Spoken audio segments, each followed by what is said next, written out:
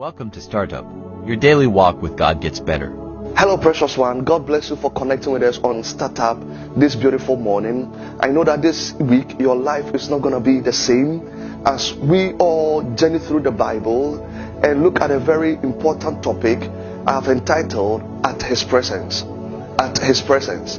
Now, you need to understand that the presence of the Lord is one of the most important subjects to be considered in Christendom. Now, until we experience the presence of the Lord in our gathering, it's going to be like a normal social gathering, like a school gathering, old school reunion, and other kinds of gatherings. But it is the presence of the Lord that makes the difference between what we call a church and that of a social gathering. When you don't have the presence of the Lord in your life, you're going to be like a normal human being walking on the streets and the corridors of this world.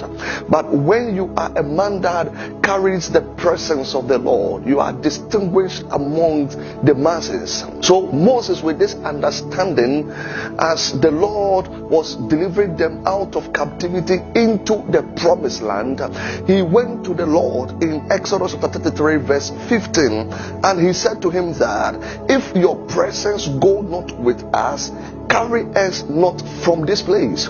So Moses understood the presence of the Lord. He understood the essence of the presence of the Lord in his life. So Moses, with that understanding, he went to God, that God, if your presence is not going with us, we are not going any further. And we all saw the importance of the presence of the Lord in the lives of the Israelites whilst they were journeying from captivity into the promised land. Bible speaking says in Exodus 13:21 that the presence of the Lord led them in the night like a pillar of fire, and in the morning like a pillar of cloud. With this presence, it was recorded that none of their clothes got old, none of their clothes got torn. As they grew, their clothes were growing. As they grew, their shoes were growing. Ladies and gentlemen, when the presence of the Lord comes into your lives, you cease to be a normal human being.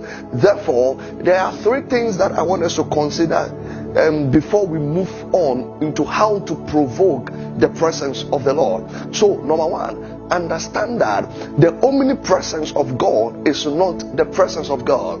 When we talk about the omnipresence of God, we are talking about God is everywhere, right? Great. But I understand this from this perspective, that the very fact that God is everywhere, it doesn't also mean that God is felt everywhere.